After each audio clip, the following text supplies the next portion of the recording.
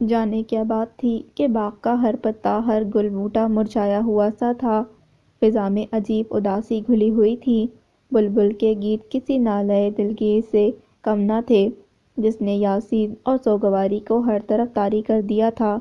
تخت پر اٹھتا بیٹھتا، کبھی ادھر ادھر ٹہلتا، وہ عجیب وحشت میں مبتلا تھا۔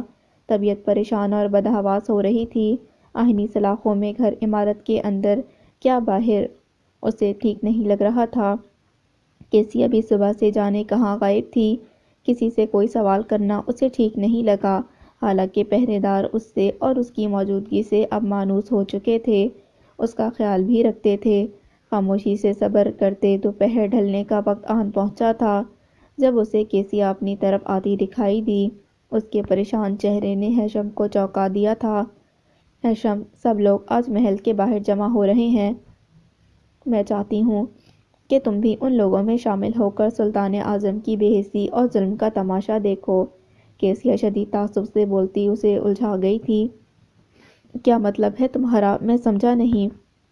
آج رانی صاحبہ کو لوگوں کے سامنے لے جایا جائے گا، ان پر جن بری بلاؤں کا تسلط ہے اس کا اتار کیا جائے گا، جھوٹ اور ڈھونگ کا آج پھر کھیل کھیلا جائے گا۔ کیسیا تلخ لہجے میں بول رہی تھی۔ نام نہاد سلطان نے اپنی حکمرانی قائم رکھنے اور اصل حقدار کو اس کے حق سے محروم رکھنے کے لیے لوگوں کی آنکھوں میں دھول جھونکنے کا کام بڑی کامیابی سے جاری رکھا ہوا ہے۔ میں نے محافظوں کو ہدایت کر دی ہے، تم ان کے ساتھ باہر آنا اور ان کے قریب رہنا، اپنے چہرے کو چادر میں چھپا کر رکھنا تاکہ کسی کو شک نہ ہو کہ ان کے درمیان باہر کی دنیا سے آنے والا کوئی اجنبی موجود ہے۔ محتاط رہنا۔ کیسیا کچھ عجلت میں اسے تاکید کرتی وہاں سے چلی گئی۔ محل کے باہر میدان میں آہستہ آہستہ جمع ہوتے لوگوں کا ایک جمع غفیر لگ گیا تھا، جن میں ہر عمر کے مرد، عورتیں اور بچے شامل تھے۔ شور و غل مچا ہوا تھا، سب کی نگاہیں محل کے صد دروازے پر لگی تھیں۔ کچھ ہی وقت گزرا تھا جب ایک ہیکل آہنی پنجرے کو چار گھوڑے کھینچ کر محل کے دروازے سے باہر لے آئے، اور پھر ہر سمت خاموشی چھا گئی۔ کیسیا کے بھروسہ مند محافظوں کے ساتھ وہ تقریباً چادر میں چہرہ چھپائے مجمع میں سب سے آگے تھا۔ اس کی نظریں پنجرے میں آہنی سلاخوں سے پشت ٹیک لگائے بیٹھی زجان پر ساکت ہو گئی تھیں۔ وہ سیاہ لبادے میں سر سے پیر تک ملبوس تھی، سر پر بڑی چادر کے گھونگھٹ میں اس کی آنکھیں دکھائی نہ دے رہی تھیں۔ ابھی وہ یہ منظر دیکھتا ششدر تھا کہ ایک اور بگی محل سے باہر آئی۔ دور سے ہی ہیشم نے کیسیا اور اس کے باپ کو پہچان لیا تھا۔ بگی ایک جانب آ کر رک گئی جہاں اونچے پتھر رکھے تھے۔ شمل شاہی لباس میں ہتھیار سے لیس بڑی شان سے بگی سے اتر کر کیسیا کا ہاتھ پکڑے اونچے پتھروں پر چڑھ کر کھڑا ہو گیا، جبکہ پتھروں کے گرد مستعدی سے اس کے خاص محافظ موجود تھے۔ ہیشم نے دیکھا کہ کیسیا اپنے باپ کے قریب بڑی بے بسی سے کھڑی بار بار مضطرب نظروں سے پنجرے میں قید زجان کو دیکھ رہی تھی۔ لوگوں کے مجمع سے اچانک ایک عجیب ہیئت اور حلیے کا شخص نکل کر آہنی پنجرے کے سامنے آ گیا۔ وہ شخص سیاہ پوشیدہ سا جبہ پہنے ہوئے تھا۔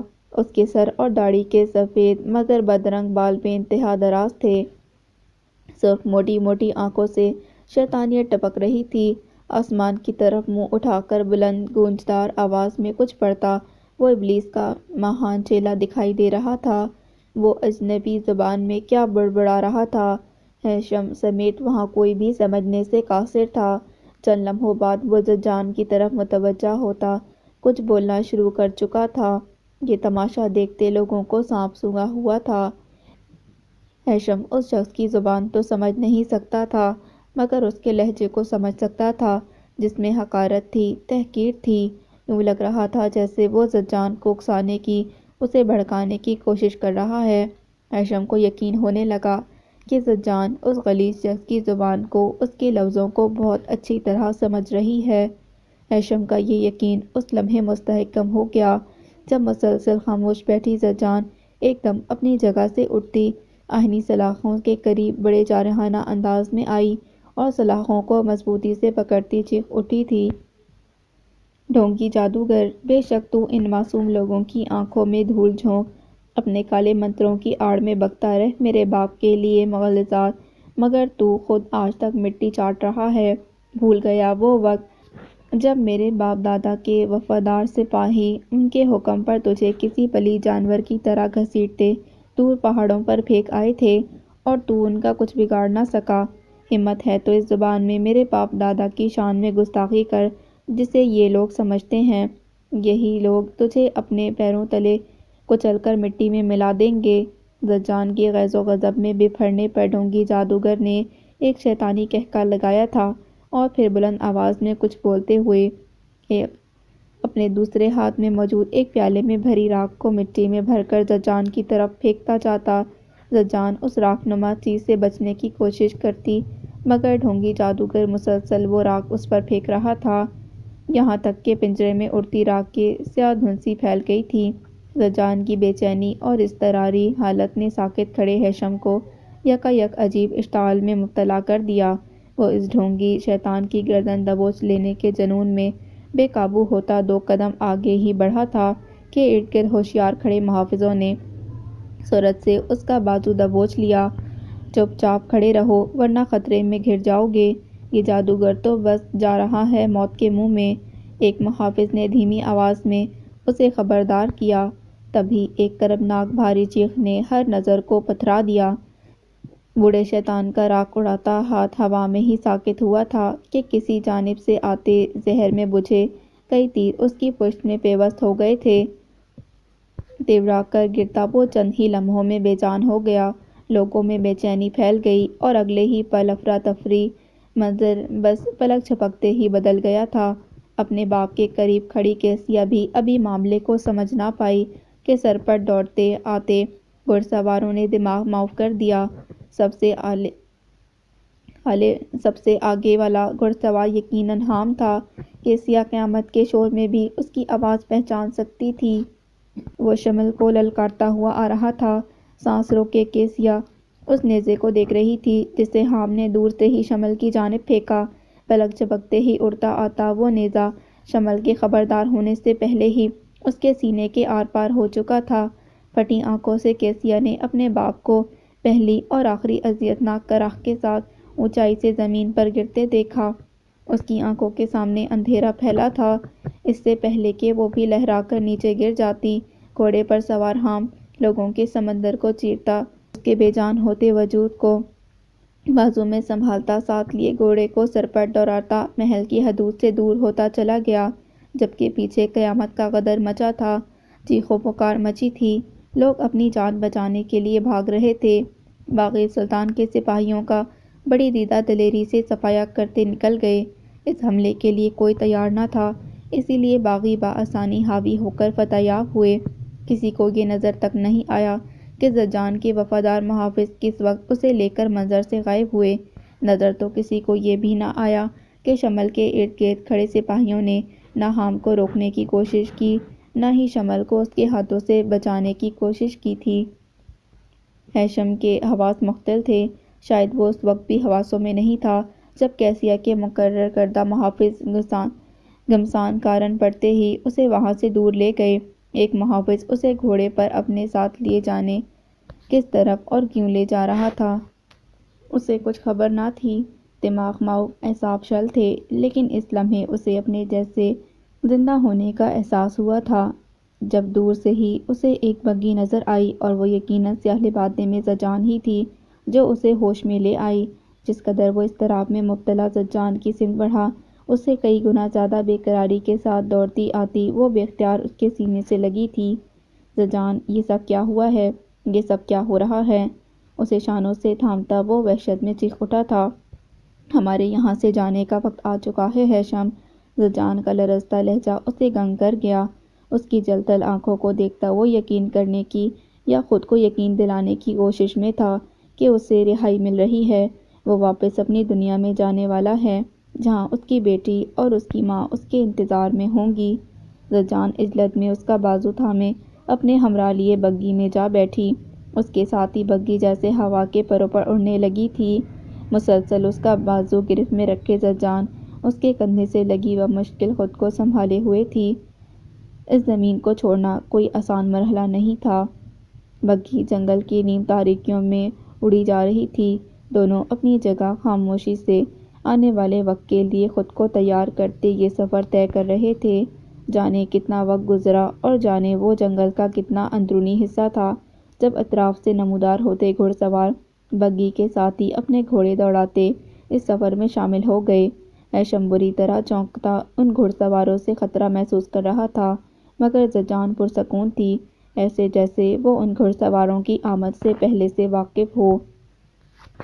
صبح کی پھوٹتی اولین کرنوں نے رات کی تاریک چادر کو ابھی چیرنا شروع کیا تھا جب بگی گھڑ سواروں کے گھیرے میں گھنے جنگل کے باہر دریا کے ساحل پر آ رکی تھی۔ ہیشم کے لیے یہ سب کسی خواب جیسا تھا، یا پھر وہ کسی خواب سے باہر نکل آیا تھا۔ زجان کی تقلید میں وہ بھی بگی سے اتر گیا۔ دوسری جانب حام بھی اپنے ساتھیوں کے ساتھ ان کے سامنے آ رکا تھا۔ رانی صاحبہ، آپ جانتی ہیں کہ اس دریا کو عبور کر کے آپ کو کہاں تک پہنچنا ہے۔ میں بہت خوش ہوں کہ اپنے باپ سے کیا گیا ایک وعدہ تو پورا کر رہا ہوں۔ آپ کو غدار سلطان کی قید سے نکال کر بحفاظت ریاست سے باہر نکالنے کے بعد اب میں اور میرے سپاہی دیر نہیں کریں گے محل پر حملہ کرنے میں۔ سلطان کے حساب اور انجام کا وقت آ چکا ہے۔ حام بپھرے پرجوش لہجے میں بولا تھا۔ حام، میرے چچا کو اذیت مت پہنچانا، وہ ہتھیار ڈال دیں تو ان کی جان مت لینا، ان کے خاندان کو بحفاظت ریاست سے باہر نکال دینا، کوئی بدلہ ان سب سے نہ لینا۔ زجان کے لرزتے لہجے سے اندازہ کیا جا سکتا تھا کہ وہ شدید اذیت اور غم میں مبتلا اپنے آنسو ضبط نہیں کر پا رہی۔ یہ آپ کی فطری رحم دلی ہے رانی صاحبہ، آپ اپنے باپ کے قاتل اور ایک ظالم کے لیے بھی اپنے دل کو سخت نہیں کر سکتی۔ اطمینان رکھیں، اب ہماری ریاست میں صرف انصاف ہوگا، باقی سب ویسا ہی ہوگا جیسا آپ چاہتی ہیں۔ ظالم اور ظلم کا خاتمہ کرنے کی جنگ میں اگر میری جان کام آ گئی تو یہ میری خوش نصیبی ہوگی، اور اگر زندگی نے ساتھ نہ چھوڑا تو بہت جلد خوشخبریوں کے ساتھ آپ کی خدمت میں حاضر ہوں گا۔ مجھے اپنے لوگوں کی آزادی کی جنگ لڑنے جانا ہے، لیکن آپ کو آزادی کی پہلی صبح مبارک ہو۔ ہاں، مجھے یقین ہے آزادی تمہاری راہ بھی تک رہی ہے۔ کیسیا کا بہت خیال رکھنا، اپنے باپ کے بعد وہ میری جدائی کا صدمہ نہیں سہ سکے گی۔ مجھ سے وعدہ کرو وہ اگر میرے پاس آنا چاہے تو تم اسے نہیں روکو گے۔ زجان نم لہجے میں بول رہی تھی۔ میں آپ سے وعدہ کرتا ہوں کیسیا کا خیال اپنی جان سے بڑھ کر رکھوں گا، اس کی ہر خواہش میرے لیے حکم کا درجہ رکھتی ہے۔ زجان کو یقین دلا کر وہ خاموش کھڑے ہیشم کی طرف متوجہ ہوا تھا۔ دوست، تم پر بھروسہ کرنے کے لیے اتنا ہی کافی ہے کہ رانی صاحبہ نے تم پر بھروسہ کیا ہے اور اپنی آزادی کے اس سفر میں تمہارا انتخاب کیا ہے۔ یہ جہاں تک تمہیں ساتھ رکھنا چاہیں، کم از کم وہاں تک ان کے بھروسے کو توڑنے کی غلطی مت کرنا، ورنہ میرے لیے مشکل نہیں ہوگا دنیا کے کسی بھی کونے میں تم تک پہنچنا۔ حام جانے اسے تاکید کر رہا تھا یا خبردار، مگر ہیشم کو پرواہ نہیں تھی۔ وہ تو بس اس کشتی تک جلد از جلد پہنچ جانا چاہتا تھا جو اسے واپس اس کی دنیا میں لے جانے والی تھی۔ رات کی تاریکی کا غلبہ آہستہ آہستہ ختم ہونے والا تھا۔ پرسکون دریا کے سینے پر تیزی سے بڑھتی جاتی موٹر بوٹ کا شور بھی زجان کو سنائی نہیں دے رہا تھا۔ اس کی نظریں ساحل پر ہی ساکت تھیں، جہاں حام اپنے ساتھیوں کے ساتھ موجود اوجھل ہونے لگا تھا۔ آنسوؤں کا خاموش سیلاب تھا جو اس کی آنکھوں سے رواں تھا۔ زندان میں سانس لیتے ہوئے اس نے سبھی کچھ تو گنوا دیا تھا۔ ایک زمین تھی جس میں اس کی بھیڑیں تھیں، اس زمین پر چلتی ہواؤں میں اس کے باپ دادا کی خوشبو بسی تھی، مگر آج وہ اس زمین اس خوشبو سے بھی دور ہو گئی۔ لیکن اپنے لوگوں، اپنے باپ دادا کے وفاداروں کے لیے اس کی یہ قربانی بھی کم ہے، وہ جانتی ہے۔ سب کچھ جانتے ہوئے بھی دل میں کچھ ڈوب رہا تھا، سانس لینا کٹھن ہو رہا تھا۔ گھٹی گھٹی سسکیوں کے ساتھ اس نے گھٹنوں میں چہرہ چھپا لیا۔ دوسری جانب اپنی خوشی اور طمانینت میں بھی ہیشم کو زجان کے غم کا احساس تھا۔ وہ جانتا تھا زجان کن کیفیات سے گزر رہی ہے، اپنا کیا کچھ وہ پیچھے چھوڑے جا رہی تھی۔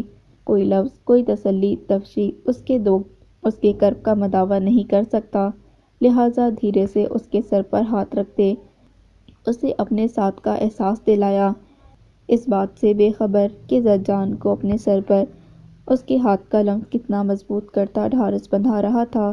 دن کا اجالا ہر سو پھیل گیا، سرسبز چٹانوں کے درمیان سے گزرتی بوٹ انجانے ساحل کی سمت بڑھتی جا رہی تھی۔ برف کی جھیل پر بالآخر اس کے جذبوں کو زبان تو مل گئی۔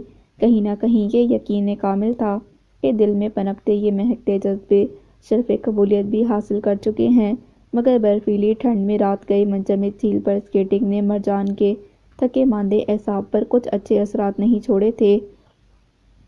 دوسری صبح ہی یہ خبر ملتے ہی اس کا سارا اطمینان رفع ہو گیا کہ مرجان بیمار ہے۔ لارا کے تیوروں سے اندازہ لگانا مشکل تھا کہ مرجان کا بستر تک محدود ہو جانا اسے کتنا گراں گزر رہا ہے، جبکہ دوشین کے چہرے پر سخت پریشانی عویدہ تھی۔ ایک وہی تھا جو بار بار مرجان کی طبیعت پتہ کرنے کے لیے اسٹور میں اس کے پاس آتا جاتا دکھائی دے رہا تھا۔ لورین الگ گمسم تھی، حابل کی گمشدگی پر یشب سخت وحشت محسوس کر رہا تھا۔ اس کا بس چلتا تو مرجان کے سرہانے بیٹھا رہتا، مگر یہ ممکن نہیں تھا کہ وہ بے تکلفی سے سب کے سامنے اسٹور میں داخل ہو جاتا۔ اسے موقع کا انتظار تھا۔ بہرحال ایک کڑے انتظار کے بعد اسے یہ موقع مل گیا۔ لارا کو کسی کام سے قصبے میں اپنی بہن کے گھر جانا تھا۔ دوشین گودام میں کسی کام سے گیا اور لورین آرام کی غرض سے اپنے کمرے میں، تو پھر اس نے دیر نہیں کی اسٹور کا رخ کرنے میں۔ موقع تو مل گیا، مگر قسمت نے ساتھ نہ دیا۔ کچن میں داخل ہو کر وہ اسٹور تک پہنچا ہی تھا کہ دستک دینے کے لیے اس کا اٹھتا ہاتھ عقب سے ابھرتی دوشین کی آواز پر ہوا میں ہی رک گیا تھا۔ تم یہاں کیوں آئے ہو؟ دوشین کے لہجے میں سخت ناگواری تھی۔ مرجان بیمار ہے، میں اس کی عیادت کرنا چاہتا ہوں۔ دوشین کی مداخلت اور ناگواری پر وہ اپنی کوفت چھپاتا بولا تھا، اسے ضرورت نہیں تمہاری عیادت کی، تم جاؤ یہاں سے۔ دوشین کے سخت انداز میں باہر جانے کا اشارہ ہاتھ سے بھی کرنے پر یشب کا چہرہ تذلیل کے ساتھ احساس سے تپ اٹھا تھا۔ آپ مجھے یہ بتائیں کہ مرجان کو کس کی ضرورت ہے یا کس کی نہیں؟ آپ سب کی نظر میں تو اسے سانس لینے کی بھی ضرورت نہیں، کیونکہ آپ میں سے کوئی اسے انسان سمجھنے پر تیار ہی نہیں۔ آپ سب نے اسے صرف اس گھر کا بوجھ ڈھونے والا ایک جانور سمجھ رکھا ہے۔ دن رات موسم کی سختیوں کو جھیلتے ہوئے وہ آپ کی اور آپ کی بیوی بیٹی کی خدمتوں میں اپنی ہڈیاں چٹکھاتی ہے، بدلے میں اسے بے عزت کیا جاتا ہے، پھٹکاریں سنائی جاتی ہیں۔ آج یشب کا ضبط جواب دے گیا تھا۔ خطے سے اکھڑتا وہ دوشین کے مقابل آ گیا تھا۔ افسوس اس بات کا نہیں ہے کہ وہ سوتیلی ماں کے عتاب کا شکار بنتی رہی ہے، افسوس مجھے اس بات کا ہوتا ہے۔ آپ تو اس کے سگے کیا سوتیلے باپ کہلانے کے بھی حقدار نہیں۔ آپ مرجان کی خاموشی اور صبر کا فائدہ اٹھاتے ہوئے اپنی اور اپنی بیوی بیٹی کی غلامی تو اس سے کروا سکتے ہیں، مگر جب آج وہ بیمار پڑی ہے تو آپ کے اندر اتنی جرأت نہیں کہ اپنی بیوی اور بیٹی کو یہ کہہ سکیں کہ جا کر ایک نظر اسے دیکھ تو لیں کہ اسٹور میں وہ زندہ بھی ہے یا نہیں۔ شرم آنی چاہیے آپ کو۔ اپنی بیوی اور بیٹی کو تو آسائشوں میں رکھا ہے، مگر ساری مشقتیں، ساری کٹھنائیاں مرجان کے حصے میں ڈال دی ہیں۔ آپ اس سچ کو قبول کر لیں کہ آپ صرف لورین کے باپ ہیں، مرجان کے نہیں۔ آپ جیسا پتھر دل انسان مرجان کا باپ نہیں ہو سکتا۔ اگر آپ اس کے باپ ہوتے تو آپ کو اس کے ہاتھوں اور پیروں کے وہ چھالے ضرور دکھائی دیتے جو آپ سب کو آرام پہنچانے کی وجہ سے ہیں، مگر وہ آپ کو دکھائی نہیں دے سکتے۔ آپ اس کے لیے تب تڑپتے جب وہ آپ کی اولاد، آپ کے جگر کا ٹکڑا ہوتی، مگر میں آپ کی طرح بے حس اور خود غرض نہیں ہوں۔ آپ سب کی طرح وہ بھی میری خدمت کرتی ہے، میرے لیے کھانا بناتی ہے، میرے جھوٹے برتن دھوتی ہے، سب سے بڑھ کر یہ کہ اس نے میری جان بچائی ہے۔ میرا فرض ہے کہ میں اس کا خیال رکھوں، وہ بیمار ہے تو اس کی عیادت کروں، مجھ پر واجب ہے کہ اسے احساس دلاؤں کہ جب وہ میرے لیے کچھ نہیں کر پا رہی، جب وہ بیمار ہے، تکلیف میں ہے، تب بھی وہ میرے لیے اہم ہے، قابل عزت ہے۔ وہ تنہا نہیں، میں اس کی بیماری میں بھی اس کے ساتھ ہوں، کم از کم میں اتنا تو اس کے لیے کر ہی سکتا ہوں، کیونکہ مجھ میں انسانیت باقی ہے۔ سرخ بپھرے چہرے کے ساتھ خاموش ہوتا وہ ایک پل کے لیے اسٹور کے دروازے پر کھڑی مرجان کی طرف متوجہ ہوا۔ وہ کافی نڈھال اور زرد دکھائی دے رہی تھی، مگر اس وقت وہ دوشین کی طرف متوجہ تھی، جس کا جھریوں زدہ چہرہ مرجان سے زیادہ زرد اور بیمار نظر آنے لگا تھا۔ یشب منتظر تھا کہ دوشین جواباً کچھ بولے گا، مگر اس وقت اسے شدید قسم کا جھٹکا لگا جب توشین ایک زخمی نگاہ پہلے مرجان اور پھر یشب پر ڈالتا چپ چاپ لڑکھڑاتے قدموں سے وہاں سے چلا گیا۔ یشب، اگر لورین نے تمہیں یہ سچ بتا دیا تھا کہ نہ وہ میرے باپ ہیں اور نہ میں ان کی بیٹی، تو یہ سچ تمہیں ڈیڈی کے سامنے نہیں کہنا چاہیے تھا۔ مرجان کے شدید تعصب زدہ لہجے نے دوسرا جھٹکا اسے لگا دیا تھا۔ تم نے اس انسان کو بہت تکلیف پہنچائی ہے جس نے میری ماں اور میرے لیے اپنی زندگی تیاگ دی ہے۔ صرف میری وجہ سے میرے لیے وہ اپنی بیوی کے سامنے سر جھکائے رکھتے ہیں کیونکہ وہ اس گھر کا سکون درم برم نہیں ہونے دینا چاہتی۔ اس گھر کے لیے ہر قدم میں اپنی مرضی سے اٹھاتی ہوں۔ ڈیڈی کے احسانات کے سامنے میری یہ مشقت کچھ دقت نہیں رکھتی۔ تمہیں کوئی حق تھا ان کو اس طرح دکھ پہنچانے کا؟ مرجان، میرا یقین کرو، میں خود دنگ ہوں۔ تم سے یہ سچ سن کر لورین نے مجھے ایسا کچھ بتایا ہی نہیں جس سے مجھے شک ہوتا کہ دوشین اور تم، میرا تو دماغ معاف ہو رہا ہے۔ میں نے تو وہ بات صرف غصے میں ان کو احساس دلانے کے لیے کی تھی کہ ان کو یاد آ جائے تم بھی ان کی اولاد ہو۔ میں جانتا ہوں مجھے حق نہیں تھا ان سے وہ سب کچھ کہنے کا، مگر تمہارے لیے بولنے کا حق تو مجھے ہے۔ اب تم یہ مت کہنا کہ مجھے اتنا حق بھی نہیں۔ میں اس معاملے میں تم سے مزید کچھ کہنا سننا نہیں چاہتی۔ شدید برہمی سے مرجان اس کی بات کاٹ کر بولی اور پھر ایک جھٹکے سے اسٹور کا دروازہ بند کر دیا۔ سن کھڑا وہ کچھ دیر تک بند دروازے کو دیکھتا رہا۔ دستک دینے کی ہمت نہ ہوئی۔ یوں بھی مرجان اس پر کافی برہم تھی، سو منظر سے غائب ہو جانا ہی اسے مناسب لگا۔ گھر سے نکل کر قصبے کے بازار کا رخ کرتے ہوئے اس کے ذہن میں کئی سوال اٹھ رہے تھے۔ اس کے لیے یقین کرنا مشکل ہو رہا تھا کہ مرجان دوشین کی بیٹی نہیں۔ پھر مرجان کون تھی؟ اس کے ماں باپ کون تھے؟ کہاں ہیں؟ سوالوں کے ساتھ الجھن بھی بڑھ رہی تھی۔ دوشین کا سامنا کرنے کی اس میں ہمت نہیں تھی۔ مرجان سے کوئی سوال کر کے وہ اپنے اور اس کے درمیان بڑھتی قربت اور محبت کو کوئی نقصان نہیں پہنچانا چاہتا تھا۔ مناسب یہی تھا کہ اپنی الجھن اور سوالوں کو وہ کسی اور موقع اور وقت تک آنے کے لیے دل میں ہی دبا کر رکھے۔ بیٹری سے چلنے والی لائٹ نے مختصر سے کمرے کو روشن کر رکھا تھا۔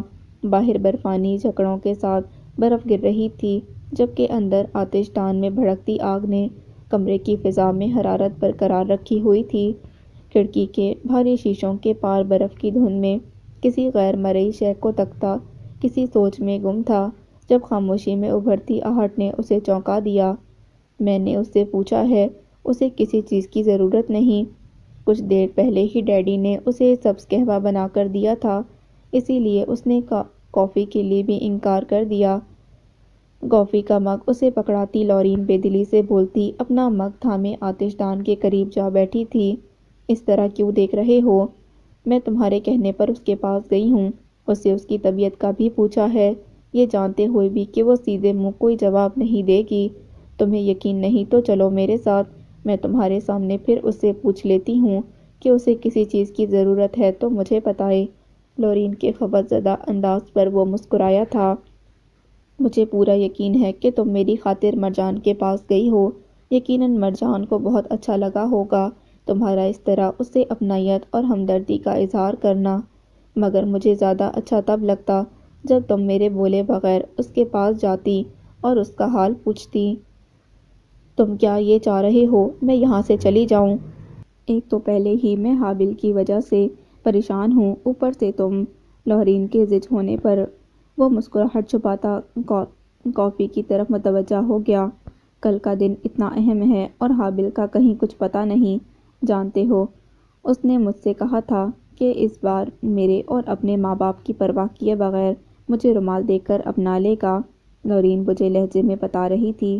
کل کے دن کی اہمیت سے حابل بھی واقف ہے، تم پریشان مت ہو، اچھی امید رکھو، مجھے یقین ہے کہ وہ کل ضرور واپس آ جائے گا اور فکر مت کرو، میں تم دونوں کو ایک کرنے کے لیے ہر طرح سے تیار ہوں۔ یشب کی تسلی اور حوصلہ افزا باتوں نے لورین کی تشویش کو کافی حد تک کم کر دیا تھا۔ لورین کے جانے کے بعد اس نے کچھ وقت یوں ہی گزرنے دیا اور جب اسے یقین ہو گیا کہ کسی قسم کی مداخلت کا اندیشہ نہیں، تب وہ مستعد ہو گیا۔ دروازے پر ہوتی آہٹ پر اس نے آنکھیں کھولی۔ لالٹین کی مدھم زرد روشنی میں ادھ کھلے دروازے سے یشب کی جھلک نظر آئی تھی۔ حیرت سے ذرا سر اٹھا کر مرجان نے اسے دیکھا، جو دہلیز پر چوروں کی طرح دیوار سے لگ کر دبک کر بیٹھ گیا تھا۔ میں تمہاری طبیعت پوچھنے آیا ہوں۔ تم اگر سو نہیں رہی تھی تو ابھی کچھ دیر جاگتی رہو، میں تم سے باتیں کرنا چاہتا ہوں۔ سرگوشی میں بولتے ہوئے اس نے 2-3 بار اپنے عقب میں بھی نگاہ ڈالی، جیسے اسے کسی کے آ جانے کا خدشہ ہو۔ مگر تم وہاں اکیلے کیوں بیٹھے ہو؟ تاکہ مجھے جاگنے میں آسانی ہو۔ اگر تمہارے ڈیڈی نے دوبارہ مجھے یہاں دیکھا تو اس بار وہ مجھے نہیں بخشیں گے۔ غصے میں جس قدر باتیں میں ان کو سنا چکا ہوں، اس کے بعد تو بالکل بھی نہیں۔ یشب کے سرگوشیانہ محتاط لہجے پر وہ بے ساختہ مسکرائی تھی۔ چوروں اور بزدلوں کی طرح میرا حال پوچھنے آئے ہو تو ابھی واپس چلے جاؤ، وہ بولی تھی۔ آیا تو تھا شام کو دندناتا ہوا، تمہارے ڈیڈی کے سامنے دلیری کا مظاہرہ بھی حد سے زیادہ کر دیا۔ اس کے بعد ہی تو نوبت یہاں تک آئی ہے۔ میں ابھی بزدل ہی بھلا، کیونکہ میں ابھی اس گھر سے دھکے کھا کر نکلنا نہیں چاہتا۔ تمہیں جو بھی بات کرنی ہے قریب آ کر کرو، ورنہ خود ڈیڈی کو آواز دے کر بلاتی ہوں۔ اس کے قطعی انداز نے یشب کو دنگ کر دیا تھا۔ اپنی جان مجھ سے چھڑانے کے لیے تم کس طرح میری جان کو خطرے میں ڈالنا چاہتی ہو؟ زچ ہو کر بولتے ہوئے یشب نے احتیاطاً اپنے عقب میں نظر دوڑائی تھی اور پھر پنجوں کے بل ہی بیٹھے بیٹھے دہلیز سے تھوڑا اندر آیا۔ میری وجہ سے خود کو بے آرام نہ کرنا، بس لیٹی رہو، میں ابھی چلا جاؤں گا۔ ٹھیک ہے، مگر قریب آ کر بیٹھو، ابھی بھی دور ہو تم۔ مرجان کے سنجیدہ لہجے پر یشب نے حیرت سے پوری آنکھیں کھول کر اسے دیکھا۔ زرد مدھم روشنی میں اس کے چہرے کے تاثرات بھی کافی سنجیدہ نظر آ رہے تھے۔ بہرحال کچھ عجیب سا محسوس کرنے کے باوجود وہ تھوڑا اور کاؤچ کے نزدیک سرک آیا تھا۔ اب ٹھیک ہے؟ نہیں، اور قریب آؤ۔ اور یشب کا حلق خشک ہو گیا تھا۔ کیوں؟ بزدل نہیں ہو تم؟ کہا ہے اور قریب آؤ تو آؤ۔ مرجان کے ناگوار لہجے پر کنفیوز ہوتا وہ ایک پل کے لیے کھلے دروازے کی طرف متوجہ ہوا اور پھر دوبارہ مرجان کو دیکھا۔ سنائی نہیں دے رہا؟ قریب آ رہے ہو یا نہیں؟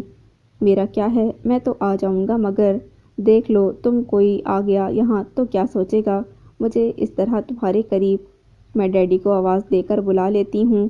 مرجان نے یکدم جس طرح دھمکاتے ہوئے تکیے سے سر اٹھایا، یشب نے سرعت سے اس کے منہ پر ہاتھ رکھتے ہوئے اس کا سر واپس تکیے پر رکھا تھا۔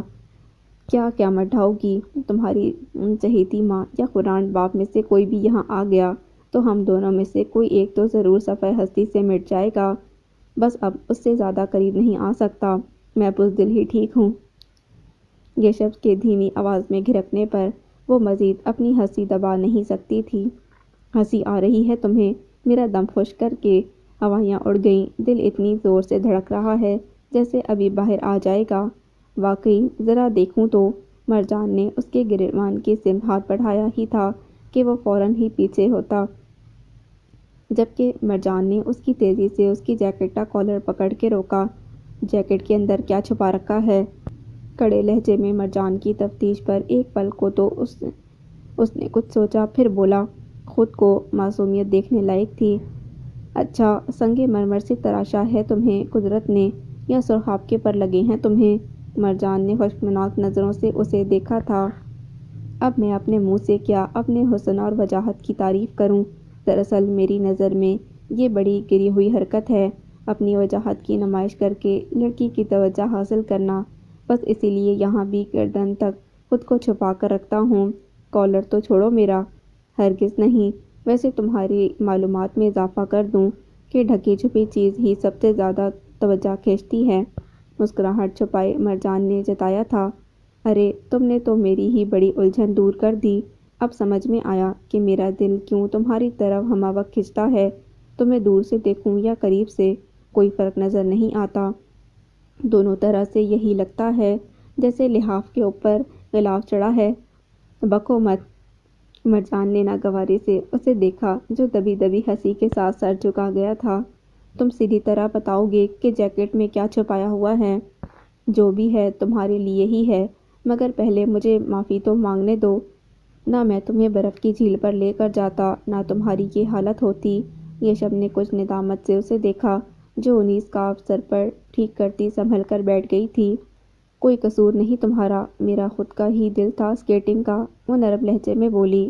آج صبح سے جب تمہاری ناساز طبیعت کا پتہ چلا، میں خود بیزار گھوم رہا ہوں۔ آج مجھے پتہ چلا کہ اس گھر کی کیا ارد گرد پھیلے برف پوش پہاڑوں کی رونق بھی تمہارے دم سے ہے۔ گہری مسکراتی نظروں سے یشب نے بغور اس کی زرد روشنی میں دھلے مزمحل مگر دلکش نقوش کو دیکھا تھا۔ کل تک بالکل ٹھیک ہو جاؤ، کل کا دن میرے لیے بہت اہمیت رکھتا ہے۔ میرا دیا ہوا رومال ہر صورت قبول کرنا ہے تمہیں۔ نہیں قبول کیا تو کیا کرو گے؟ مرجان نے حیرت سے اسے دیکھا۔ کیا نہیں کروں گا یہ پوچھو؟ پہاڑ اکھاڑ دوں گا، جنگل میں آگ لگا دوں گا، تمہیں اٹھا کر لے جاؤں گا، انجام کی پرواہ نہیں۔ وہ سنجیدہ سی مسکراہٹ کے ساتھ خبردار کر رہا تھا۔ پتھر اور مجھ میں فرق ہے بہت، ایک پتھر تو میری اجازت کے بغیر یہاں سے لے جا کر دکھاؤ، پھر مجھے زبردستی اٹھا لے کر جانے کی بات کرنا۔ مرجان نے خشمناک لہجے میں اسے جتایا تھا۔ پتھروں کو یہاں سے لے جاؤں یا نہ لے جاؤں، لیکن تمہیں تو ساتھ لے جانا ہے۔ تمہاری اجازت دل کو مقدم ہے، اسی لیے تو چاہتا ہوں کل تم مجھ پر مہربان ہو جاؤ۔ وہ مسکراتے ہوئے بولا تھا۔ ایک بات بتاؤ، کیا کسی سے ہمدردی کا محسوس ہونا بھی اس سے محبت کی وجہ بن سکتا ہے؟ سوال کرتے ہوئے مرجان کا لہجہ بہت معنی خیز تھا۔ ہاں، کبھی یوں بھی ہوتا ہے کہ ہمدردی کسی سے ہونا، اس کے درد کو دل سے محسوس کرنا محبت کی وجہ بن جاتا ہے، لیکن تم سے محبت ہونے کے لیے اتنا کافی تھا کہ میں نے موت کی تاریکیوں اور بے بسی کی انتہاؤں پر تمہیں اپنے قریب محسوس کیا تھا۔ اس کی آنکھوں میں جھانکتا وہ گہرے گمبھیر لہجے میں بولا۔ مرجان چاہتے ہوئے بھی نگاہ نہ چرا سکی تھی۔ اگر مجھے تم سے ہمدردی ہوتی تو صبح شام تمہاری جگہ جنگل میں لکڑیاں کاٹنے جا رہا ہوتا، مگر میں جانتا ہوں میں اس کام میں اناڑی ہوں، تمہاری مشکلوں میں اضافہ ہی کر دوں گا۔ تم جانتی ہو، تمہارے ہاتھ پیروں کے چھالے دیکھ کر مجھے تم پر اور تمہاری عقل پر افسوس ہوتا ہے، غصہ آتا ہے۔ اتنا عقل و شعور ہونے کے باوجود بھی انسان خاموشی سے خود کو ظلم اور ناانصافی کا شکار ہوتا دیکھتا رہے تو افسوس ہوتا ہے۔ میں تم سے اختلاف نہیں کروں گی، تم اپنی جگہ ٹھیک سوچ رہے ہو، مرجان نے گہری سنجیدگی سے کہا تھا۔ شاید میں اپنے لفظوں سے تمہیں اپنے انتظار کی اس طوالت کی اذیت اور وحشت سمجھا نہیں سکتی، جسے کم کرنے کے لیے میں ہر وقت خود کو کسی نہ کسی کام میں مصروف رکھنے پر مجبور ہوں۔ فراغت کے چند لمحے بھی کبھی کبھی میرے لیے کسی افریت سے کم نہیں ہوتے۔ اس کے دھیمے لہجے اور چہرے کے حزن اور سوگواری نے یشب کو جھنجھوڑا تھا۔ کس کا انتظار ہے تمہیں؟ یشب نے پوچھا تھا۔ ہے ایک ہستی جس کے آنے کے بعد مجھے سب کچھ مل جائے گا، جڑیں، حسب نسب، اپنا نام و نشان، شناخت، اور سب سے بڑھ کر خود وہ ہستی جو مجھے اپنی زندگی سے بڑھ کر عزیز ہے۔ میں نے کبھی اسے نہیں دیکھا، کبھی اسے چھو کر محسوس تک نہیں کیا، کبھی اس کی آواز تک نہیں سنی، لیکن اس کی خوشبو ہمیشہ میرے ارد گرد رہتی ہے، اس کی دھڑکنیں میری دھڑکنوں کے ساتھ دھڑکتی ہیں، اس کی اور میری رگوں میں ایک ہی لہو گردش کرتا ہے۔ کسی غیر مرئی شے کو تکتی وہ عجیب سی کیفیت میں بولی تھی۔ وہ کون ہے مرجان؟ میں اس کے بارے میں جاننا چاہتا ہوں۔ ابھی اس کے بارے میں مزید کچھ نہ پوچھو، میرا انتظار بہت تھوڑا رہ گیا ہے، تم بھی سب جان جاؤ گے، مگر یہ تھوڑا انتظار بھی میرے لیے انگاروں پر کانٹوں پر چلنے جتنا اذیت ناک ثابت ہو رہا ہے۔ وہ تھکے تھکے لہجے میں بولی۔ مجھے یقین ہے تمہارا یہ تھوڑا باقی رہ جانے والا انتظار بھی جلد ختم ہو جائے گا۔ مجھے بھی اب اس دن کا انتظار ہے جب تم اپنی اس عزیز ترین ہستی سے ملو گی۔ یشب کے پر یقین لہجے پر وہ بس ایک ٹھنڈی سانس بھرتی اس پر نگاہ ہٹا گئی تھی۔ میں نہیں جانتا کہ اس ہستی سے تمہارا کیا رشتہ ہے، مگر اندازہ ہو رہا ہے کہ اس کی آمد تمہارے لیے کتنی خوش کن ہوگی، اور میں تمہیں خوش دیکھنا چاہتا ہوں۔ یشب کے کہنے پر مرجان نے اسے دیکھا تھا۔ پنجوں کے بل نیچے بیٹھا وہ کاؤچ پر بازو ٹکائے بڑی حسرت سے تکتا اسے مسکرانے پر مجبور کر گیا تھا۔ میں پہچان رہا ہوں، تمہارے دل سے پھوٹ کر لبوں تک آنے والی یہ مسکراہٹ صرف میرے لیے ہے، اس عنایت کا بہت شکریہ۔ اب یہ بھی بتا دو کہ اچانک کیا خیال آیا میرے بارے میں، جو یہ حسین مسکراہٹ مجھ پر نچھاور کی گئی ہے۔ مسکراتی نظروں سے اسے دیکھتا وہ شرارت سے پوچھ رہا تھا، یہی خیال آ رہا ہے کہ تم کافی خوبصورت ہو، مگر حابل کے سامنے دال نہیں گلی تمہاری، وہ مسکراتے ہوئے بولی تھی۔ مجھے حابل کے سامنے دال گلانی بھی نہیں تھی۔ لورین کو ساری دنیا میں واحد ایک حابل ہی سر آنکھوں پر ساری زندگی بٹھا کر رکھ سکتا ہے، مجھ میں اتنا دم خم نہیں۔ باقی دوست وہ چہیتی ہے، میری جان بھی حاضر ہے اس کے لیے، یہ شب صاف گوئی سے بولا تھا۔ ہاں، وہ اس لائق ہے کہ اس پر جان بھی قربان کر دی جائے، بہت سی خوبیاں ہیں اس میں۔ تم جانتے ہو، ہمارا ایک روایتی رقص ہے، لورین وہ رقص بہت اچھا کرتی ہے۔ کل میلے میں اس کا خاص اہتمام ہوگا۔ اس رقص میں صرف کنوارے لڑکے لڑکیاں شامل ہوتے ہیں، تم کل خود ہی دیکھ لینا، وہ ہلکی سی مسکراہٹ کے ساتھ بولی تھی۔ میں وہ رقص دیکھ کر کیا کروں گا جب میری ہم جان، میری ہم رقص میرے ساتھ نہ ہوگی، وہ شکایتی نظروں سے اسے دیکھتا بولا تھا۔ مرجان، تم میری خاطر بھی کل میلے میں نہیں آ سکتی؟ نہیں، اس کے التجائی لہجے کو خاطر میں لائے بغیر وہ انکار کر گئی تھی۔ تھوڑی دیر کے لیے بھی نہیں؟ نہیں، بالکل نہیں، مرجان قطعی انداز میں بولی۔ تو پھر میں ریشمی رومال تمہاری خدمت میں کہاں پیش کروں گا؟ میلے میں کچھ وقت گزار کر جنگل کی طرف آ جانا، میں وہیں ملوں گی، وہ مسکراہٹ چھپائے بولی تھی۔ میں چاہتا ہوں کہ کل سب کے سامنے تمہیں ریشمی رومال پیش کرتا، رد ہو جانے کا خدشہ کم رہتا، اتنے لوگوں کے درمیان نہ چاہتے ہوئے بھی میرا دیا ہوا رومال قبول ہی کر لیتی، یعنی لحاظ مروت میں ہی صحیح، وہ مسکراتی نظروں سے اسے دیکھتا بولا تھا۔ تمہارا اندازہ غلط ہے، زندگی کے نازک اور اہم فیصلے دنیا کے خوف میں یا لحاظ مروت میں نہیں کیے جاتے، وہ سنجیدگی میں بولی تھی۔ یہ بھی درست ہے، اور کچھ؟ یشب کے غیر سنجیدہ انداز پر مرجان نے خشمگین نظروں سے اس کی آنکھوں میں چمکتی شرارت کو دیکھا تھا۔ بات سنو، مجھے تو رقص کے سر پیر کا بھی نہیں پتا، لیکن پھر بھی تم اپنے طور پر مجھے اپنی ہم رقص کا درجہ دے چکے ہو، ذرا یہ تو بتاؤ، اس درجے پر مجھ سے پہلے اور کتنی ہم رقص تمہاری زندگی میں آتی جاتی رہی ہیں؟ مرجان کے یوں تجسس سے پوچھنے پر وہ حیرت سے دیکھتا بمشکل ہنسی ضبط کر سکا تھا۔ ان کی جس قدر بھی تعداد ہو، بس تم یہ یقین رکھو کہ تم میری آخری ہم رقص ہو، ہمیشہ والی۔ اب آنکھیں بند کر کے تمہاری ہر بات پر تو یقین نہیں کر سکتی، اب جلدی بتاؤ، جیکٹ کے اندر اپنے علاوہ اور کیا چھپا رکھا ہے؟ کیا واقعی رومال کے انبار اٹھا لائے ہو؟ رومال تو بس ایک ہی ہے، تمہارے لیے من کو بھایا تھا، بہت خوبصورت ہے، مگر اس کا دیدار تم کل ہی کرو گی، لیکن ابھی جو میں تمہارے لیے لایا ہوں وہ تمہیں قبول کرنا پڑے گا۔ بولتے ہوئے اس نے جیکٹ میں چھپایا ہوا ایک پیکٹ اس کے سامنے رکھا تھا، اور اس سے پہلے کہ وہ کچھ کہتی یشب نے وہی سرخ مخملی کیس بھی اس کے ہاتھ پر رکھ دیا۔ یہ ہار تمہاری امانت ہے، مجھ پر رحم کر کے اسے قبول کر لو، میں اب اور اسے لورین کی نظروں سے نہیں چھپا سکتا، اس ہار کو ہتھیائے بغیر وہ میری جان نہیں چھوڑے گی۔ یشب کے التجائی لہجے پر خلاف توقع خاموشی سے دوسرا پیکٹ وہ کھولنے لگی تھی۔ جانتی ہو، گھنٹوں سر کھپانے کے بعد کہیں جا کر مجھے یہ لباس تمہارے لیے بہتر لگا، تمہارے شایان شان تو نہیں، لیکن یہاں کے چند اچھی دکانوں پر مجھے اس سے اچھا لباس نظر نہیں آیا۔ یہ بہت خوبصورت ہے، لیکن یہ بہت قیمتی اور مہنگا کپڑا ہے، تمہیں یہ میرے لیے خریدنے کی ضرورت نہیں تھی، جب تک تم یہاں ہو تمہیں رقم اپنے پاس محفوظ رکھنی چاہیے، آخر تم نے ادھر کا رخ کرتے ہوئے کوئی بڑی رقم تو ساتھ رکھی نہیں ہوگی اس طرح خرچ کرنے کے لیے۔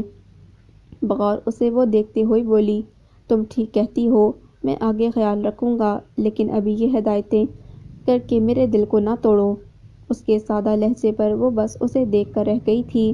میں کل تمہیں اسی لباس میں دیکھنا چاہتا ہوں، مجھے یقین ہے کہ تم بہت اچھی لگو گی، لورین سے بھی زیادہ اچھی، کیا تمہارا دل نہیں چاہتا اس طرح کے رنگ رنگ کے دلکش لباس استعمال کرنے کا جیسے لورین زیب تن کرتی ہے؟ یشب کا سوالیہ لہجہ اب بھی سادہ ہی تھا، وہ چند لمحوں تک خاموشی سے اسے دیکھتی رہی تھی۔ کیا تم مجھے لورین کی مثالیں اس لیے دے رہے ہو کہ تم مجھے اس کی طرح دیکھنا چاہتے ہو؟ ہرگز نہیں، کیا تم چاہتی ہو کہ میں کل ہی یہاں سے بھاگ جاؤں؟ وہ مسکراتے ہوئے بولا، مگر مرجان کے سپاٹ چہرے نے اسے سنجیدہ کر دیا تھا۔ تم جیسی ہو میں تمہیں ویسا ہی دیکھنا چاہتا ہوں۔ بات صرف لباس کی ہو رہی ہے، میں بس تمہیں یہ سمجھانا چاہ رہا تھا۔ کم از کم میں لحاف پر غلاف نہیں دیکھنا چاہتا۔ تم کیا چاہتے ہو مجھے اس سے غرض نہیں، اب تم جا سکتے ہو۔ اس کے روکھے لہجے پر وہ دھیرے سے ہنستا جانے کے لیے اٹھ گیا تھا۔ کل میلے میں تمہارا انتظار کروں گا، ویسے اتنا مجھے یقین ہے کہ تم مجھے جنگل کی طرف ہی ملو گی۔ مسکراتی نظروں سے اسے دیکھتا وہ فوراً ہی باہر نکل گیا تھا۔ مرجان کی نظریں ابھی بند ہوتے دروازے پر ہی ٹھہری ہوئی تھیں جب یکدم دوبارہ کھلتے دروازے سے یشب نے اندر جھانکا تھا۔ لحاف پر غلاف کے بغیر، شوخے لہجے میں بول کر وہ اسی تیزی سے غائب ہو گیا، مگر مرجان دھیمی سی مسکراہٹ کے ساتھ سامنے کھلے رکھے سرخ لباس اور سفید سچے موتیوں کے ہار کو دیکھنے لگی تھی، جس کی چمک دمک بڑی خیرہ کن تھی۔ کچن سے باہر آتے قدموں کی آہٹ پر باہر رکی لورین تیزی سے مگر دبے قدموں دوڑتی اپنے کمرے میں داخل ہوئی۔ دروازے سے لگی وہ ایک پل کو رکی اور پھر چپکے سے باہر جھانکا۔ یشب کی بس جھلک ہی دکھائی دی جو اپنے کمرے میں جا چکا تھا۔ دروازہ بند کرتی وہ ہلکی سی مسکراہٹ کے ساتھ یوں سر ہلا رہی تھی جیسے اسے یہ صورتحال اچھی طرح سمجھ آ چکی ہو۔ اسے احساس ہوا کہ یشب مرجان کے معاملے میں کس قدر محتاط تھا کہ اسے بھی کانوں کان خبر نہ ہو سکی۔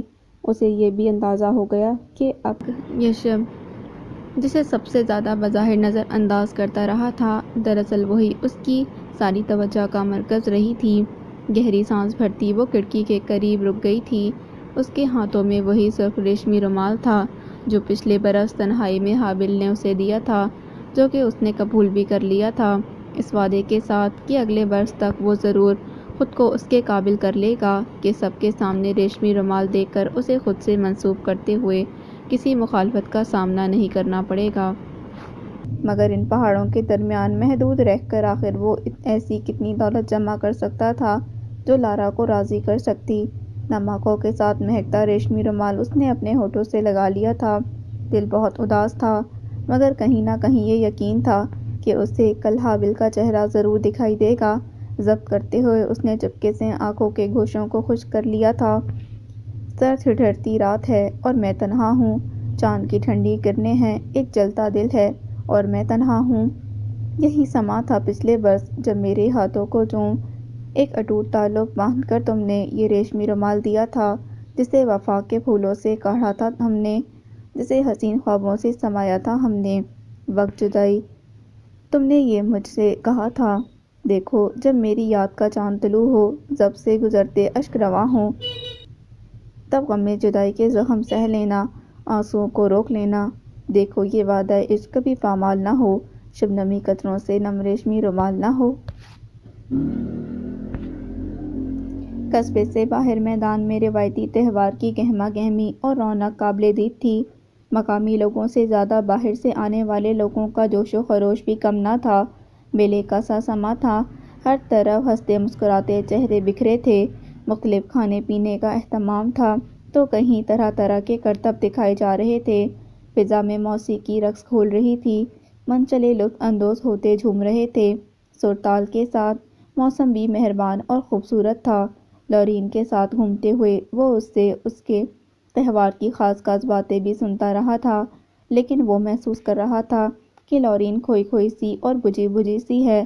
اس کے حسین چہرے پر عجیب سا ملال تھا، اداسی تھی، اس کی متلاشی نگاہیں مستقل ادھر ادھر بھٹک رہی تھیں۔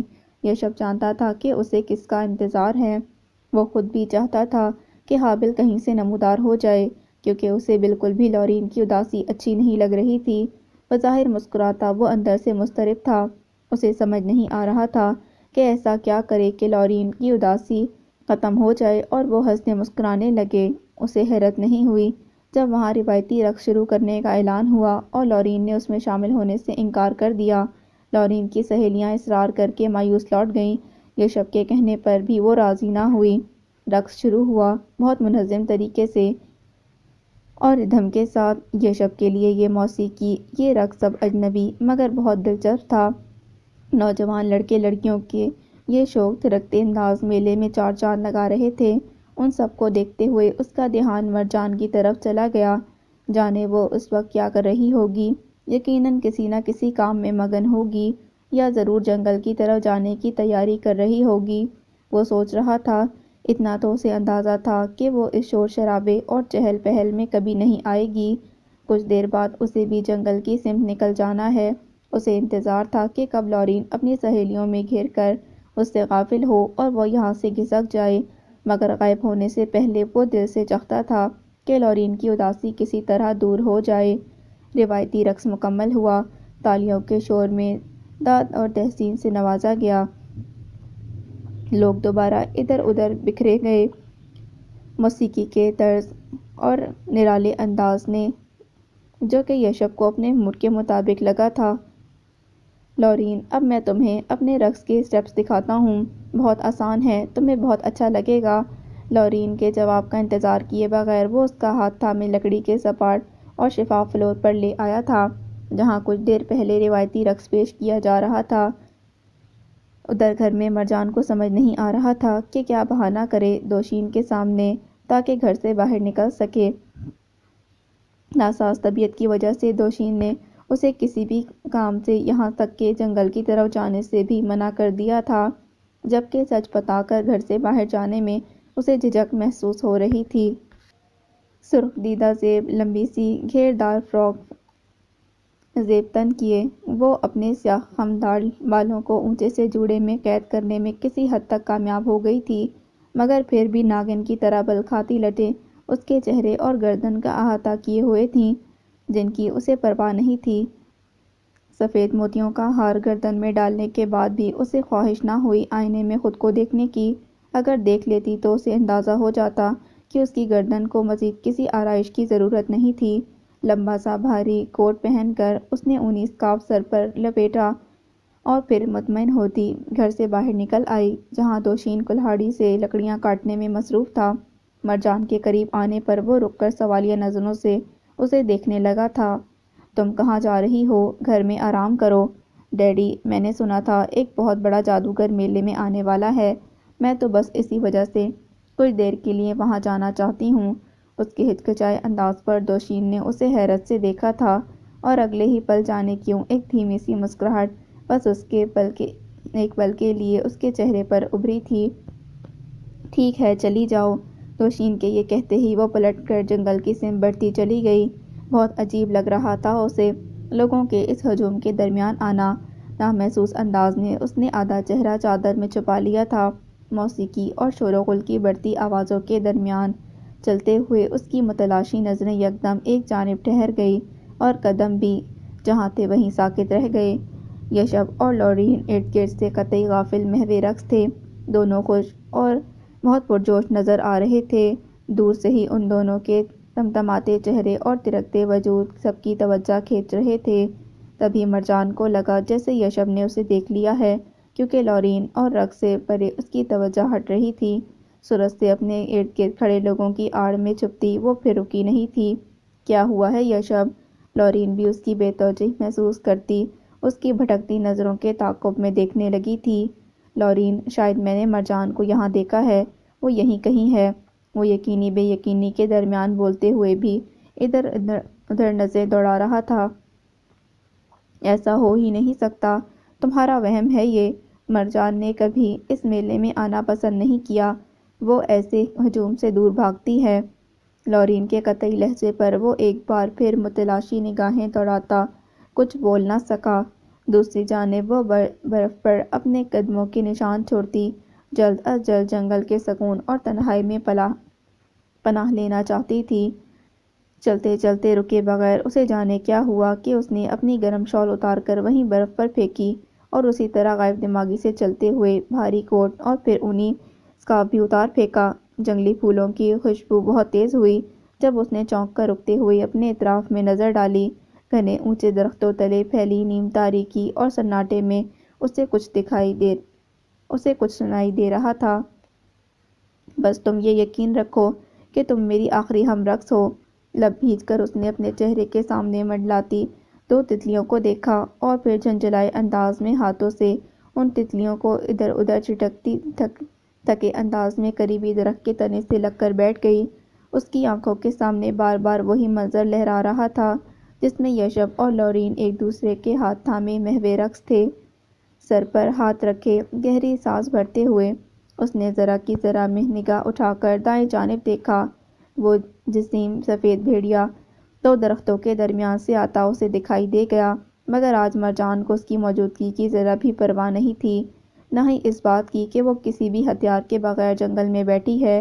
وہ اسی طرح سر پر ہاتھ رکھے اپنے سامنے بکھرے سوکھے خشک پھول پتوں کو خالی نظروں سے تکتی رہی تھی۔ تب اس کی نظروں کے سامنے مٹی اور برف سے اٹے دو بھاری ہوتے خشک پتوں کو کچلتے آ ٹھہرے تھے۔ مرجان نے بفر کر سر اٹھایا، مگر اگلے ہی پل اس کے چہرے کے تاثرات بدل گئے۔ حیرت سے وہ اپنے سامنے کھڑے شخص کو دیکھتی رہ گئی تھی۔ میلے کی رونقیں اس کے لیے پرکشش نہ رہی تھیں۔ وہم تھا یا جو بھی، بہرحال اس کے بعد وہاں دل لگنا ناممکن ہو گیا تھا۔ یوں بھی اسے پتہ تھا کہ مرجان اس کی منتظر ہوگی، سو جب اس نے لورین کو اپنی سہیلیوں کی طرف متوجہ دیکھا تو مخل ہوتے بغیر چپ چاپ وہاں سے نکلتا چلا گیا۔ جنگل کے قریب ہی برف پر پڑا بھاری کوٹ اسے کئی اندیشوں میں ڈال گیا۔ حواس باختگی میں دوڑتے ہوئے اسے مرجان کی شال اور اسکارف بھی مل گئے۔ دماغ معاف تھا، اسے سمجھ نہیں آ رہا تھا کہ یہ سب وہ کیا دیکھ رہا ہے۔ جنگل کی سمت تیزی سے بڑھتے ہوئے اسے مکمل یقین ہو چلا تھا کہ ضرور مرجان خطرے میں ہے۔ جنگل کی شروعات ہو چکی تھی جب اس نے مرجان کو پکارنا بھی شروع کر دیا۔ بے ترتیب سانسوں کے درمیان رکے ہوئے اس نے ایک بار پھر حلق کے بل مرجان کو پکارا۔ اس کی متلاشی وحشت زدہ نظریں اطراف میں گھومتی ٹھٹک کر اس درخت کی جانب ساکت ہوئیں جس کی آڑ میں کوئی سرخ لبادے میں ملبوس سامنے آتا دکھائی دیا۔ درمیان میں اتنا فاصلہ بھی نہ تھا کہ یشب اسے پہچان نہ سکتا۔ وہ تو لوگوں کے جمع غفیر میں بھی اسے پہچان سکتا تھا، لیکن اس وقت تو وہ اسے پہچانتے ہوئے بھی پہچان نہیں پا رہا تھا۔ اگر وہ آسمان سے اتری کوئی حور نہ تھی تو کسی قیامت سے کم بھی نہیں لگ رہی تھی، ورنہ وہ اس طرح اپنی سانس اور دھڑکنیں رکتی محسوس نہ کرتا۔ اسے پتہ ہی نہیں چلا کس لمحے اس کی گرفت سے مرجان کا اسکارف شال سے سب نکل گئے۔ سکتے سے باہر نکلتا جس وقت وہ تیزی سے مرجان کی سمت بڑھا تو صرف ایک سرخ ریشمی رومال اس کے ہاتھ میں رہ گیا تھا۔ دوسری جانب مرجان بس سپاٹ نظروں سے اسے دیکھ رہی تھی جو مقابل آ رکا تھا۔ اس کی خوشی سے جگمگاتی سنہری آنکھیں اب مرجان کے سفید موتیوں کے ہار سے سجی گردن کا طواف کر رہی تھیں۔ اس کے سرخ ہوتے چہرے اور گہری مسکراہٹ سے اس کی مسرت کا اندازہ لگانا مشکل نہیں تھا۔ مرجان، تم نہیں جان سکتی کہ میں اس وقت تمہارا یہ حسین اور مقدس روپ دیکھتے ہوئے کس کیفیت سے گزر رہا ہوں۔ کچھ دن پیچھے جاؤں تو میں یہ توقع ہی نہیں کر سکتا تھا کہ تم میری اتنی عقیدت اور محبت سے دیے گئے تحفے اپنے وجود پر سجا کر مجھے اس قدر اہم اور معتبر کر دو گی۔ مجھے لگ رہا ہے کہ میں اس وقت ساتویں آسمان پر پہنچ گیا ہوں، اتنا بلند کر دیا ہے تم نے مجھے۔ جذبات سے مغلوب ہو کر یشب نے اسے شانوں سے تھام لیا تھا۔ جانتی ہوں تمہاری تعریف شاید میں کبھی لفظوں میں تمہیں سمجھا نہیں سکوں گا کہ تم میرے لیے کتنی خاص، کتنی اہم، کتنی ضروری ہو۔ مرجان، یہ تو میں بھی نہیں جان سکتا کہ آنے والے وقت میں میرے لیے کچھ اچھا ہوگا یا نہیں، لیکن مجھے اس کی پرواہ نہیں۔ مجھے بس ان جذبوں کی پرواہ ہے، اس محبت کی پرواہ ہے جو میرے دل میں تمہارے لیے۔ جذبات کی شدت کے درمیان بولتا وہ یکدم رکا تھا کہ اچانک ہی اسے احساس ہوا کہ سمندر جیسی ان گہری آنکھوں میں آج اسے اپنا عکس دکھائی نہیں دے رہا، بلکہ کچھ بھی نہیں تھا ان آنکھوں میں۔ وہ اپنائیت نہیں تھی جس کا وہ عادی ہوتا جا رہا تھا، بس ایک عجیب سی خنکی تھی، اجنبیت تھی جس نے پہلے اسے چونکایا اور پھر دنگ کر دیا تھا۔ مرجان کے شانوں پر اس کی گرفت کمزور ہوتی چلی گئی تھی۔ کیا ہوا ہے؟ تم مجھے اس طرح کیوں؟ یشب کا سوال ادھورا رہ گیا۔ اس لمحے جب مرجان کے عقب میں حابل کا چہرہ نمودار ہوا تھا۔ تم یہاں کیا کر رہے ہو؟ یشب کے ناگوار لہجے پر وہ بس تیز نظروں سے اسے گھورتا رہا تھا۔ مرجان، یہ یہاں کیا کر رہا ہے؟ مجھے بتاؤ، اس نے کیا کہا ہے تم سے؟ مجھے اس طرح اجنبی نظروں سے مت دیکھو ورنہ میں شاطر آدمی کا سر کچل دوں گا۔ ضرور اس نے میرے خلاف کوئی سور پھونکا ہے، آگ لگا کر اب تماشا دیکھنا چاہتا ہے یہ۔ مرجان کی خاموشی اور سپاٹ نظروں نے اسے کسی سنگین صورتحال کا احساس دلایا تھا جو وہ یوں بھڑک اٹھا تھا۔ میں نے صرف تمہیں تمہاری حقیقت بتائی ہے، حابل بولا تھا۔ میری حقیقت، یہ شب بگڑے تیوروں کے ساتھ اس کی طرف بڑھا تھا۔ میری حقیقت اب تم بتاؤ گے؟ بیچ بازار میں عورت سے مار کھا کے بھاگنے والے 2 ٹکے کے انسان، اپنی اوقات میں رہ، حد میں رہ، اپنی ورنہ لحاظ نہیں کروں گا۔ مرجان سب جانتی ہے میرے بارے میں، تم اس کے باپ بننے کی کوشش مت کرو۔ وہ اگر سب جانتی تو مجھے اس کے ہی کہنے پر تمہاری کھوج میں نہ نکلنا پڑتا۔ مرجان کا شک بالکل درست تھا۔ تم یہاں سب کو بیوقوف بنا کر اپنا مطلب نکالنے آئے ہو۔ اپنی بکواس اپنے پاس رکھو، سب خبر ہے مجھے۔ کون سی حسد کی آگ میں جل رہے ہو تم؟ اپنی محبوبہ تجھ سے سنبھالی نہیں جا رہی تو میرے خلاف زہر اگلنے آ گیا۔ لعنت ہے تیرے مرد ہونے پر، عورت کے کندھے پر بندوق رکھ کر چلا رہا ہے۔ مشتعل ہو کر حابل پر برستا مرجان کی طرف متوجہ ہوا تھا۔ تمہارا سر چڑھا ہے یہ، اس سے کہو یہ دفعہ ہو جائے یہاں سے، ورنہ میں ماروں گا اسے۔ 5 منٹ سے زیادہ برداشت کرنے والی چیز نہیں ہے یہ۔ وہ غصے میں مرجان سے مخاطب تھا، جس نے شاید کچھ نہ بولنے کا عہد کر رکھا تھا۔ تم مجھے اس لیے یہاں برداشت نہیں کر سکتے کیونکہ میری موجودگی میں تم مزید مرجان کو بیوقوف نہیں بنا سکتے۔ یہ تم سمجھ گئے ہو۔ تم ایک مکار اور دھوکے باز انسان ہو جو اپنے فائدے کے لیے مسلسل کئی روز سے ایک پورے خاندان کو بیوقوف بنا رہے ہو۔ یہ سچ مرجان بھی جان چکی ہے۔ کیا یہ سچ نہیں کہ قصبے کے باہر تمہارے ساتھی موجود ہیں جن سے تم خفیہ ملاقاتیں کرتے ہو، جو تمہارے ایک اشارے کے منتظر ہیں کہ کب تم انہیں یہاں آنے کی دعوت دو اور وہ ہمارے جنگل، پہاڑوں پر بکھرتے قدرتی خزانوں پر ہاتھ صاف کر کے کسی کی بھی نظروں میں آئے بغیر فرار ہو جائیں؟ حابل کے پھر چلانے پر وہ بمشکل خود کو ضبط کر سکا تھا۔ حابل، میرے لیے یہ وقت میری زندگی سے بھی زیادہ اہمیت رکھتا ہے۔ میں تمہارے ہر سچ کو سنوں گا اور سچائی کا اعتراف بھی کروں گا، لیکن اس وقت تم یہاں سے چلے جاؤ تاکہ تمہیں پھر ڈسنے کا موقع مل جائے۔ آستین کے سانپ جارحانہ انداز میں حابل اسے اپنے سامنے سے ہٹاتا مرجان کی طرف آیا تھا۔ تم سب نے اسے تنہا سمجھ کر اس کی مدد کی، اس پر اندھا بھروسہ کیا، مگر نہ یہ تنہا تھا، نہ بھروسے کے لائق تھا۔ اس کے مددگار تو قصبے میں بھی آتے جاتے رہے ہیں۔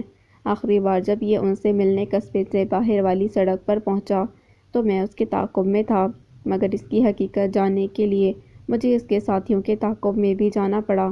میں نے ان سے کہا کہ دور قصبے میں آیا مسافر ہوں، شہر جا کر بسنا چاہتا ہوں، مگر تنہا ہوں راستوں سے، شہر کی زندگی سے ناواقف ہوں، مجھے رہنمائی کی، مدد کی ضرورت ہے۔ قسمت نے میرا ساتھ دیا۔ ان سب نے میری بات پر یقین کر کے مجھے اپنے ساتھ شامل کر لیا اور پھر مجھے بہت جلد اس کے اور اس کے ساتھیوں کے عزائم معلوم ہو گئے۔ اپنا راستہ آسان کرنے کے لیے پہلے اس نے لورین پر جال پھینکا اور جب اسے اندازہ ہوا کہ لورین اس کے کسی کام کی نہیں، قیمتی پتھروں تک رسائی تو صرف تمہارے ذریعے ہو سکتی ہے، اس لیے اپنے مقاصد کے لیے یہ تمہیں استعمال کر رہا ہے۔ اپنی اس کوشش میں یہ کس حد تک کامیاب ہو چکا ہے، اس کا اندازہ تو تمہیں دیکھ کر ہی کیا جا سکتا ہے۔ حابل کے استہزائیہ نظروں سے سر سے پیر تک مرجان کو دیکھنے کے بعد یہ شب کی طرف متوجہ ہوا، جو لب بھیجے شعلہ بار نظروں سے اسے ہی گھور رہا تھا۔ اچھا، تو بات سرخ رومال تک جا پہنچی ہے، حابل نے طنزیہ لہجے میں کہا۔ بہتر ہوگا کہ اسی رومال میں اپنا چہرہ چھپا کر چپ چاپ یہاں سے چلے جاؤ، ورنہ اگر تمہاری اصلیت میں نے سب کو بتا دی تو تم دیکھو گے کہ ہم لوگ جس قدر سادہ اور مخلص ہیں، اپنی زمین، اپنی عزت کے معاملے میں اس سے کئی گنا زیادہ غیرت مند بھی۔ وہ سیری نظروں سے یہ شب کو دیکھتے ہوئے اس نے خبردار کیا تھا اور پھر مرجان کا بازو پکڑے جانے کے لیے قدم بڑھا دیے، لیکن 2 قدم ہی اس نے آگے بڑھائے تھے جب یہ شدید اشتعال میں اس تک پہنچا اور خطرناک تیوروں سے اسے مرجان سے دور دھکیلتا سامنے آ کھڑا ہوا۔ تیرا تو اب میں وہ حشر کروں گا کہ تیری نسلیں تک یاد رکھیں گی۔ غراتے ہوئے اس نے ایک زبردست گھوسا حابل کو دے مارا تھا اور پھر وہ رکا نہیں تھا۔ دور سے ہی دوڑتی آتی لورین نے ان دونوں کو پہچان لیا تھا جو آپس میں گتھم گتھا تھے، قدموں کی رفتار بڑھائے ہوئے تھے۔ اس کا دل بری طرح ہول رہا تھا۔ اسے تو میلے میں کسی نے پیغام بھیجا تھا کہ وہ حابل جنگل میں اس کا انتظار کر رہا ہے، بس اس کے بعد کچھ یاد نہ رہا۔ وہ دیوانہ وار جنگل کی طرف، جنگل کا تمام خوف بھلائے دوڑی چلی آئی تھی۔ اب ہانپتے ہوئے معاملے کو سمجھنے کی کوشش کرتی خوفزدہ ہو رہی تھی۔ شدید اشتعال میں ایک دوسرے پر اپنی طاقت کے داؤ پیچ آزماتے ہوئے ان کو مرجان کی آواز بھی سنائی نہیں دے رہی تھی، جو ان دونوں کو روکنے کی کوشش میں چیختے چیختے اپنا حلق خشک کر چکی تھی۔ یہ شب چھوڑ دو اسے، اور کتنا لہو لہان کرو گے اسے؟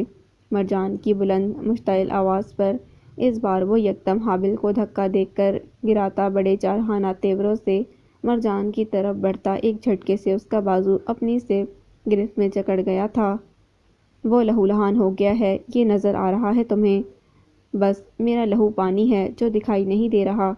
میں اس کے اور لورین کے راستے ہموار کر رہا ہوں، اور وہ کس طرح میری ریاضتوں پر پانی پھیر رہا ہے، بلکہ پھیر چکا ہے۔ ورنہ تم اس کی باتوں پر یقین کر کے چپ چاپ اس کے ساتھ یہاں سے جانے کے لیے قدم بھی نہ بڑھاتی، بلکہ مجھ سے پہلے تم اس کا منہ توڑتی۔ مگر تم ایسا کیوں کرو گی؟ تمہیں مجھ پر بھروسہ نہیں، اس پر جو ہے؟ لہو رنگ آنکھوں کے ساتھ وہ بولا نہیں دھاڑا تھا۔ اس کے بپھرے چہرے پر بہتی خون کی لکیر کو دیکھتی مرجان اس کی گرفت اپنے بازو سے الگ ہٹاتی 2 قدم پیچھے ہوئی تھی کہ تبھی لورین کی دہشت ناک چیخوں نے سب کو ہی دور سے دوڑے آتے سفید بھیڑیے کی سمت متوجہ کر دیا۔ ایک لمحہ بھی ضائع کیے بغیر مرجان تیزی سے لورین کی سمت بڑھی، جو خوف سے چیخی زد ہو چکی تھی۔ اس کا ہاتھ پکڑ کر کھینچتی مرجان ایک سمت بھاگی، اس سے پہلے کہ حابل بھی ان دونوں کے پیچھے بھاگتا۔ یہ شب نے بروقت اسے روکا تھا۔ لڑکیوں کو خطرے میں نہ ڈالو، دوسری سمت بھاگو۔ یہ شب کی عجلت میں کی گئی تاکید حابل کو بھی سمجھ آ گئی۔ یہ شب کے ساتھ ہی وہ دوسری سمت بھاگ اٹھا۔ سفید بھیڑیا ان دونوں کے ہی تعاقب میں تھا۔ بھاگتے بھاگتے حابل نے ایک بار پھر گردن موڑ کر دیکھا۔ پوری رفتار سے آتے سفید بھیڑیے نے درمیانی فاصلے کو خطرناک حد تک کم کر دیا تھا۔ بس اسی حواس باختگی میں اس برف سے اٹے ڈھلانی راستے پر حابل کے قدم اکھڑے تھے۔ پورے وجود سے وہ یشب سے جا ٹکرایا۔ اگلے ہی لمحے وہ دونوں الاٹیاں کھاتے چلے گئے۔ سنبھلنے کا ایک موقع بھی نہیں ملا تھا۔ حابل جانتا تھا آگے انجام کیا ہونے والا ہے۔ یہ بہت غنیمت تھا کہ مین کنارے سے ذرا ہٹ کر اس کے بازو کو برف سے جھانکتی ناہموار پتھریلی سطح کا سہارا مل گیا تھا، مگر یشب کو وہ بروقت سہارا نہ دے سکا۔ اس کا ہاتھ بھی حابل کی گرفت میں آ جانا ایک ناقابل یقین سا معاملہ تھا، مگر تب تک صورتحال بہت سنگین ہو چکی تھی۔ یشب کو اندازہ تھا کہ حابل کے لیے خود کو ہی سنبھال کر اوپر ٹکے رہنا کافی مشکل تھا۔ ایسے میں صرف ایک ہاتھ سے وہ کیسے اور کب تک اس کے ہوا میں لٹکے وجود کو نیچے گرنے سے روک سکتا تھا؟ نیچے، بہت نیچے دریا کا برفانی بہاؤ جانے کتنا تیز تھا، مگر اس کا شور یشب کو سنائی دے رہا تھا۔ ارد گرد ایسا کچھ نہیں تھا جس کا سہارا لے کر وہ خود کو بھی گرنے سے بچاتا اور حابل کی مشکل بھی دور کرتا۔ سر اٹھا کر اس نے ایک بار پھر اپنے ہاتھ کو دیکھا، جس کی پشت پر ریشمی رومال لپیٹ کر اس نے پے در پے مکے حابل کو مارے تھے، اور اب اسی سرخ ریشمی رومال کی وجہ سے حابل کی گرفت اس کے ہاتھ پر ٹھہر نہیں پا رہی تھی، دھیرے دھیرے پھسل رہی تھی۔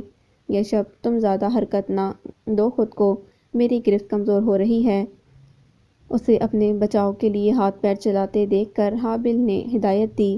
تبھی اوپر سے احتیاط سے چلی آتی مرجان کسی فرشتے سے کم نہ دکھائی دی۔ مرجان، جلدی کرو، میں اسے اور پکڑ کر نہیں رکھ سکتا۔ مرجان کی سست رفتاری حابل کو گراں گزر رہی تھی۔ تو کس نے کہا ہے اسے پکڑ کر رکھو، چھوڑ دو۔ مرجان کی بلند کرخت آواز یشب کی کنپٹیاں سلگا گئی تھی۔ مرجان، تمہارا دماغ خراب ہے کیا؟ حابل چیخا۔ Lauren, Lauren. وقت ضائع کیے بغیر اس نے مدد کی غرض سے لورین کو پکارنا شروع کیا تھا۔ لورین کے بچے، اس کا ہاتھ چھوڑو، نہ کہ اس کے ساتھ نہیں تو تمہیں بھی نیچے پھینک دوں گی۔ مرجان بھڑک کر چیخی تھی۔ میں خود تمہاری خواہش پوری کر دیتا ہوں مرجان۔ شدید اذیت اور اشتعال کے درمیان یشب چیخا تھا، اور پھر ایک ہی جھٹکے میں اس نے اپنا ہاتھ حابل کی گرفت سے آزاد کروا لیا تھا۔ حابل دم بخود تھا، مگر مرجان تیزی سے آگے آئی۔ یشب نیچے گرتا چلا جا رہا تھا، اور اس کے پیچھے ہی لہراتا ہوا سرخ ریشمی رومال بھی۔